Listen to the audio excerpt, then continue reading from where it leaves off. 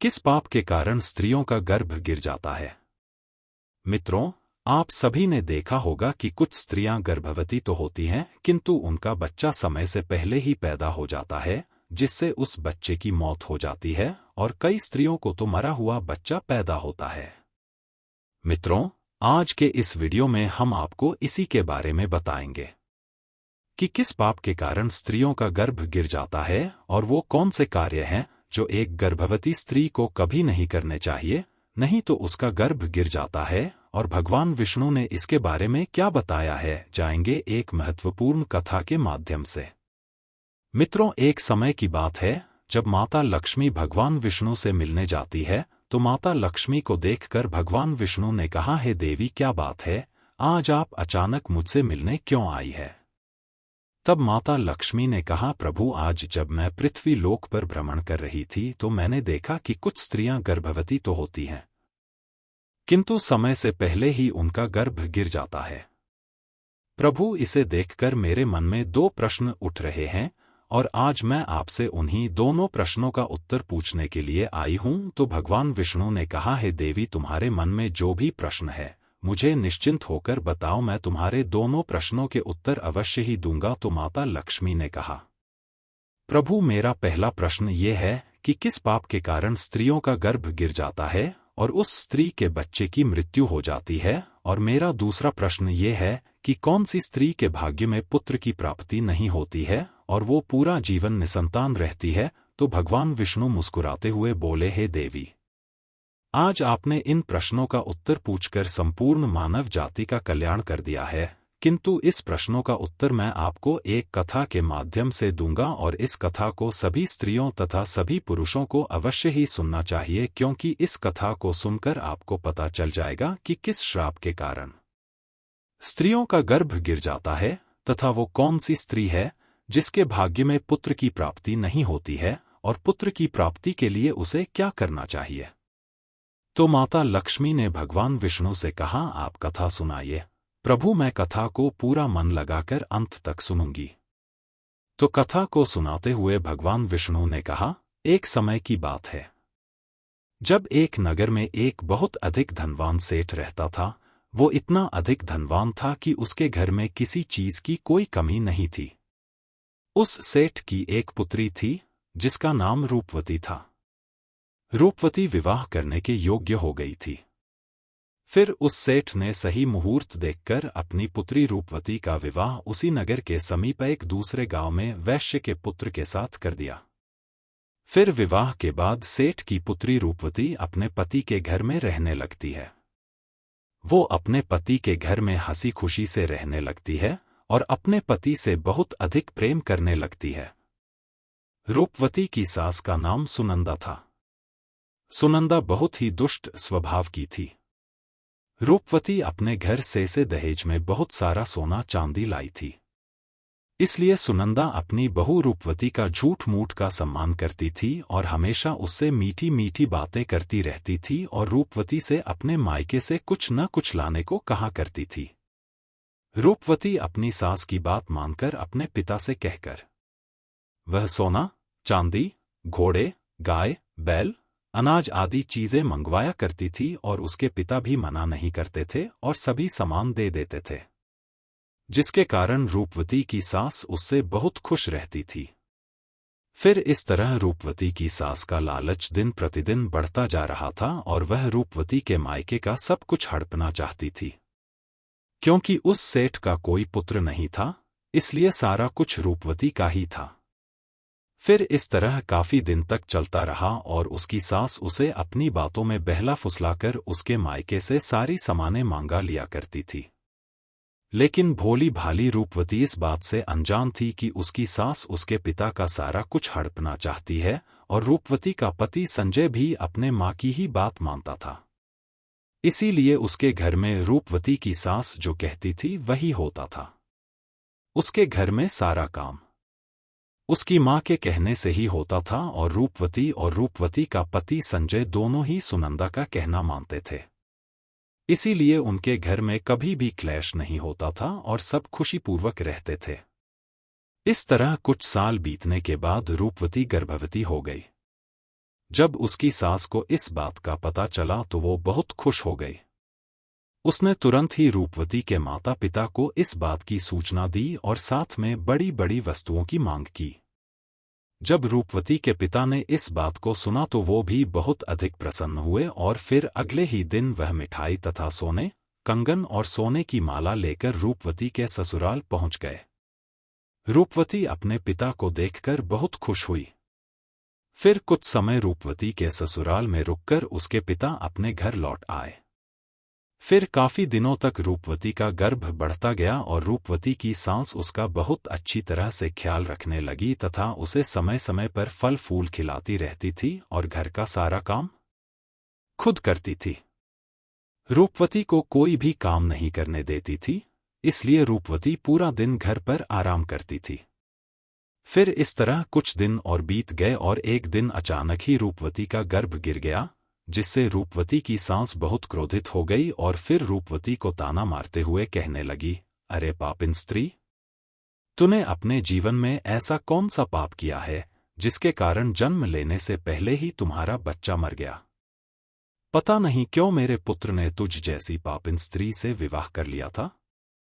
मेरे बेटे का तो जीवन ही नष्ट हो गया। अपनी सास की ये बात सुनकर रूपवती बहुत दुखी होकर कहने लगी, सासू माँ, इसमें मेरा क्या दोष है? मैंने अपने जीवन में कोई पाप नहीं किया है, फिर भी पता नहीं क्यों मेरे साथ ऐसा हो रहा है। तब उसकी सास कहने लगी, अरे दुष्ट स्त्री, तूने जरूर अपने जीवन में घोर पाप किया है, इसी कारण तेरा गर्भ गिर गया है। फिर कथा को आगे बताते हुए भगवान विष्णु माता लक्ष्मी से कहते हैं, हे देवी, अब कथा को बहुत ध्यान से सुनना, क्योंकि यहीं से आपको पता चलेगा कि किस पाप के कारण स्त्री का गर्भ गिर जाता है। तो माता लक्ष्मी ने कहा, ठीक है। फिर उसी के बाद से रूपवती की सास उसे हमेशा ताने मारने लगी और घर का सारा काम भी उसी से कराती थी और खुद कोई भी काम नहीं करती थी। रूपवती की सास उससे इतना काम कराती थी कि रूपवती को अब सही से खाना खाने का भी समय नहीं मिलता था और जब सब लोग भोजन कर लेते थे उसके बाद ही वो भोजन करती थी। वो अपनी सास के सामने आने से भी डरने लगी। फिर इस तरह कुछ महीने और बीत जाने के बाद रूपवती दोबारा से गर्भवती हो गई, जिससे उसका पति बहुत प्रसन्न हुआ। लेकिन उसकी सास अभी तक उससे गुस्सा थी और जब रूपवती ने अपनी सास को ये बात बताई तो वो रूपवती से कहने लगी, एक बच्चे को तो खा गई हो, पता नहीं अब इस बच्चे को जीवित रखोगी या इसे भी उसी की तरह खा जाओगी। मुझे तुझ पर जरा सा भी भरोसा नहीं है, क्योंकि मुझे तो लगता है कि तूने अपने जीवन में जरूर कोई पाप किया है, इसीलिए तेरा पहले वाला गर्भ गिर गया था। अपनी सास की ये बात सुनकर रूपवती कुछ नहीं बोली और चुपचाप खड़ी रही। फिर धीरे धीरे रूपवती का गर्भ बढ़ता गया और गर्भवती होते हुए भी वो घर का सारा काम करती थी, लेकिन फिर भी उसकी सास को उस पर जरा सी भी दया नहीं आती थी। फिर इस तरह करते करते अब रूपवती के गर्भ को 9 महीने पूरे हो गए। अब बच्चे के जन्म होने का समय बिल्कुल नजदीक आ गया था। फिर रूपवती ने एक बालक को जन्म दिया, किंतु वह बच्चा कुछ बोल नहीं रहा था और ना ही रो रहा था। फिर रूपवती ने देखा तो उसका बच्चा मरा हुआ था। अपने मरे हुए बच्चे को देखकर वो बहुत जोर जोर से रोने लगी। फिर जब रूपवती की सास को इस बात का पता चला तो वो बहुत गुस्सा हुई और रूपवती से कहने लगी, तू एक पापिन स्त्री है, तभी तेरा ये दूसरा बच्चा भी मर गया है। मुझे तो पहले से ही शक था कि तूने अपने जीवन में जरूर कोई घोर पाप किया है, इसीलिए तेरे साथ ऐसा होता है और इसीलिए तेरा ये पुत्र भी मर गया है। अगर तू मेरे घर में ज्यादा दिनों तक रहेंगी तो तू मेरे भी घर का नाश कर देगी, इसीलिए अब तुझे इस घर में रहने की कोई जरूरत नहीं है। तो रूपवती कहने लगी, सासू माँ, अब मैं कहाँ जाऊं? मेरे लिए तो मेरे पति ही सब कुछ है, मैं उन्हें छोड़कर कहीं नहीं जा सकती हूं। मैं अपने पति से बहुत प्रेम करती हूं, इसीलिए आप मुझे इस घर से मत निकालिए। मैं घर का सारा काम करूंगी और इसी घर के किसी कोने में पड़ी रहूंगी। आप जो भी काम कहेंगी मैं वो सब कुछ करूंगी। बस आप मुझे घर से मत निकालिए क्योंकि मैं अपने पति के बिना एक पल भी नहीं रह सकती हूं। तो उसकी सास बोली, अरे पापिन स्त्री, अगर तू अपने पति के बिना नहीं रह सकती तो कहीं पर जाकर मर जा, लेकिन अब तुझे मैं इस घर में एक क्षण भी नहीं रहने दूंगी। इतना कहकर रूपवती की सास रूपवती को धक्के मारकर घर से बाहर कर देती है। फिर रूपवती घर के बाहर बैठी रहती है, लेकिन उसकी सास ने घर का दरवाजा नहीं खोला। फिर वो घर के बाहर बैठकर अपने मन में सोचने लगी, अब मुझे यहां से अपने मायके ही जाना पड़ेगा। फिर इतना सोचकर वो अपने मायके चल देती है। तभी रास्ते में एक जंगल पड़ता है, तो वो जंगल में रास्ते से अपने मायके जा ही रही थी। तभी बारिश होने लगती है, तो वो एक पेड़ के नीचे बैठ जाती है। तभी वहां से एक साधु महाराज जा रहे थे। तो उन्होंने रूपवती को पेड़ के नीचे बैठा देखकर उसे पूछा, हे पुत्री, तुम कौन हो और यहाँ इस जंगल में अकेली क्या कर रही हो? तो रूपवती ने साधु महाराज से कहा, हे साधु महाराज, मैं एक बहुत धनवान सेठ की पुत्री हूं और मेरा विवाह एक वैश्य से हुआ है और मुझे अभी तक पुत्र की प्राप्ति नहीं हुई है। मैं एक बार गर्भवती हुई थी तो मेरा गर्भ गिर गया था और जब मैं दोबारा गर्भवती हुई तो मेरा बच्चा पैदा होते ही मर गया था। इसीलिए मेरी सास ने मुझे घर से निकाल दिया है। इसीलिए मैं अब इस जंगल में इधर उधर भटक रही हूं। हे मुनिवर, कृपया करके आप ही कुछ उपाय बताइए जिससे मुझे पुत्र की प्राप्ति हो जाए। तो साधु महाराज ने कहा, तुम चिंता मत करो, मैं पुत्र प्राप्ति का उपाय बताता हूं, जिसे यदि तुमने पूरी निष्ठा से किया तो तुम्हें पुत्र की प्राप्ति अवश्य ही होगी। इसके लिए मैं तुम्हें कुछ नियम बताता हूं, इसे ध्यान से सुनो। किसी भी स्त्री को मासिक धर्म के दौरान पति के साथ संबंध नहीं बनाना चाहिए और पति को स्पर्श भी नहीं करना चाहिए। इससे संतान गर्भ में ही गिर जाती है। गर्भधारण की हुई स्त्री को भगवान की पूजा अर्चना करते रहना चाहिए तथा उसके मुख पर सदैव ही प्रसन्नता होनी चाहिए। साथ ही गर्भवती स्त्री को कभी भी दुखी और निराश नहीं रहना चाहिए, क्योंकि दुखी रहने पर संतान पर बुरा प्रभाव पड़ता है। और गर्भवती स्त्री को कभी दूसरों के घर का भोजन नहीं करना चाहिए तथा जितना हो सके अपने ही घर में रहना चाहिए। एक गर्भवती स्त्री को कभी भी डरावनी चीजें नहीं देखनी चाहिए, क्योंकि इससे संतान पर बुरा प्रभाव पड़ता है। और गर्भवती स्त्री को अच्छा भोजन करना चाहिए, जिससे संतान तमगुणवान होता है। जो भी स्त्री इन नियमों का पालन करती है वह उत्तम पुत्र को प्राप्त करती है, और जो स्त्रियां इन नियमों का पालन नहीं करती हैं उनका गर्भ गिर जाता है। फिर साधु महाराज ने कहा, हे पुत्री, अब मैं तुम्हें पुत्र प्राप्ति का उपाय बताता हूं। इसे ध्यान से सुनना तो तुम्हें पुत्र की प्राप्ति होगी। तो रूपवती ने कहा, जी महाराज। तो साधु महाराज ने कहा, किसी भी स्त्री को पुत्र प्राप्ति के लिए मासिक धर्म के प्रथम 4 दिनों में पति पत्नी को मिलन नहीं करना चाहिए, क्योंकि ऐसा करने से दुराचारी पुत्र होता है। और 5वीं रात्रि में मिलन करने से पुत्री की प्राप्ति होती है तथा 6ठी रात्रि में मिलन करने से पुत्र रत्न की प्राप्ति होती है। 7वीं रात्रि में मिलन करने से वंध्या पुत्री होती है तथा 8वीं रात्रि में मिलन करने से बलशाली पुत्र की प्राप्ति होती है। 9वीं रात्रि में मिलन करने से सुंदर कन्या की प्राप्ति होती है तथा 10वीं रात्रि में मिलन करने से विद्वान और अतिश्रेष्ठ पुत्र की प्राप्ति होती है। 11वीं रात्रि में मिलन करने से सुंदर आचरण वाली कन्या प्राप्त होती है। 12वीं रात्रि में मिलन करने से गुणवान पुत्र होता है।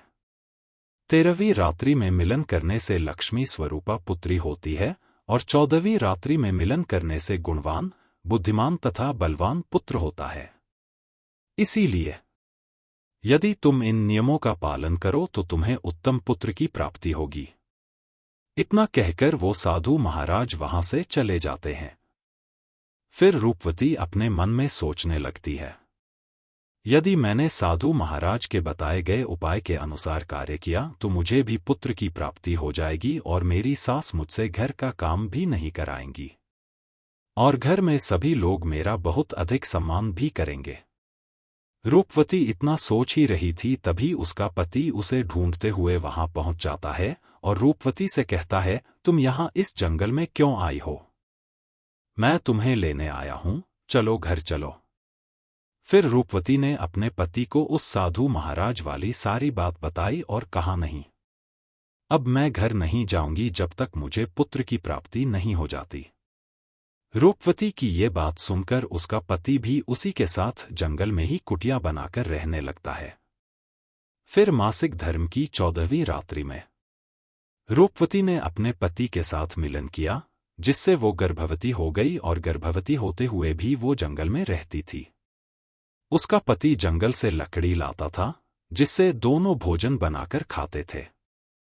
फिर इस तरह करते करते 9 महीने बीत गए और रूपवती के बच्चा पैदा होने का समय नजदीक आ गया था। फिर एक दिन रूपवती को अत्यंत उत्तम पुत्र की प्राप्ति हुई और पुत्र की प्राप्ति से रूपवती और रूपवती का पति दोनों बहुत खुश हुए। फिर रूपवती का पति उससे कहने लगे, चलो अब हम दोनों घर चलते हैं, क्योंकि माँ ने तुम्हें पुत्र प्राप्ति का ताना देकर ही घर से निकाला था, किंतु अब तो तुम्हें पुत्र की प्राप्ति हो गई है, अब तो वो भी खुश हो जाएंगे। तो रूपवती ने कहा, ठीक है, चलो घर चलते हैं। फिर दोनों घर जाते हैं तो उसकी सास ने देखा कि रूपवती को तो पुत्र हुआ है। ये देखकर वो बहुत खुश हो गई और रूपवती से कहने लगी, तुझे पुत्र कैसे हुआ? जब आपने मुझे घर से निकाला था तो मैं जंगल में चली गई थी और वहां मुझे एक ज्ञानी साधु महाराज मिले थे। उन्होंने मुझे पुत्र प्राप्ति का उपाय बताया था और उसी उपाय से मुझे पुत्र की प्राप्ति हुई है। तो उसकी सास उससे कहने लगी, इसका मतलब वो साधु महाराज बहुत अधिक ज्ञानी है। तब तो उन्हें ये भी पता होगा कि हम लोग धनवान कैसे बन सकते हैं। इसीलिए अब मैं जंगल जाऊंगी और उनसे धनवान बनने का उपाय पूछकर आऊंगी। तो रूपवती ने कहा, नहीं माँ जी, आप वहां मत जाइए, क्या पता वो साधु महाराज अब वहां पर मिले या ना मिले। तो उसकी सास ने कहा, नहीं, मैं तो जाऊंगी और उनसे धनवान बनने का उपाय पूछकर आऊंगी। इतना कहकर उसकी सास उसी जंगल में पहुंच जाती है। तभी उसे एक शेर दिखाई देता है, तो वो शेर को देखकर डर जाती है। तभी शेर उसे खाने के लिए आगे बढ़ता है। जैसे ही शेर उसे खाने के लिए आगे बढ़ा तो रूपवती की सास ने उससे कहा, हे सिंहराज, तुम मुझे क्यों खाना चाहते हो? तुम्हें मुझे खाकर क्या मिलेगा? तो शेर बोला, हे पापिन स्त्री, तू बहुत दुष्ट स्वभाव की है, इसीलिए मैं तुझे खा जाऊंगा। इतना कहकर शेर उसे खा जाता है। फिर उसकी मौत हो जाती है और यम के 2 दूत आते हैं और उसे यमलोक ले जाकर यमराज जी के सामने खड़ा कर देते हैं। तभी चित्रगुप्त ने उस स्त्री के जीवन का लेखा जोखा देखा और उसके जीवन का लेखा जोखा देखकर कहने लगे, हे धर्मराज, इस स्त्री ने तो अपने जीवन में घोर पाप किए हैं। ये स्त्री अपनी बहुरानी पर बहुत अत्याचार करती थी। उसके गर्भवती होते हुए भी घर का सारा काम उसी से कराती थी। और तो और जब इसकी बहू के पुत्र की मृत्यु हो गई थी तो इसने उसे धक्के मारकर अपने घर से निकाल दिया था। चित्रगुप्त की ये बातें सुनकर यमराज को उस स्त्री पर बहुत क्रोध आया और उन्होंने दूतों से कहा, इसे नरक लोक में डाल दो। मित्रों, फिर कथा को आगे बताते हुए भगवान विष्णु माता लक्ष्मी से कहते हैं, हे देवी, इस प्रकार उसकी सास को उसके किए की सजा मिल गई और रूपवती ने गर्भधारण के नियमों का पालन किया, जिससे उसे उत्तम संतान की प्राप्ति हुई। इसी तरह कोई भी स्त्री यदि उस साधु द्वारा बताई गई बातों के अनुसार कार्य करेगी तो उसे भी पुत्र की प्राप्ति अवश्य होगी। तो माता लक्ष्मी ने कहा, प्रभु, वो कौन सी स्त्रियां हैं जिनके भाग्य में पुत्र की प्राप्ति नहीं होती है, और वो अपने जीवन में ऐसा कौन सा पाप करती है जिसके कारण उन्हें पुत्र की प्राप्ति नहीं होती है, और पुत्र प्राप्ति के लिए उन स्त्रियों को क्या करना चाहिए? तो भगवान विष्णु ने कहा, ये वो स्त्रियां हैं जो अपने पति से हमेशा लड़ाई झगड़ा करती रहती है और घर में सारा काम अपनी ही मनमानी से करती है तथा अपने पति का आदर सम्मान नहीं करती है। तो ऐसी स्त्रियों के भाग्य में कभी भी पुत्र की प्राप्ति नहीं होती है, और ऐसी स्त्रियों को पुत्र प्राप्ति के लिए अपने पति का आदर सम्मान करना चाहिए तथा उनका कहना मानना चाहिए और घर में लड़ाई झगड़ा नहीं करना चाहिए। तो ऐसी स्त्रियों को भी पुत्र की प्राप्ति होगी। मित्रों, आपको यह कथा कैसी लगी? हमें कमेंट्स करके जरूर बताएं। तो बोलो जय माता लक्ष्मी की।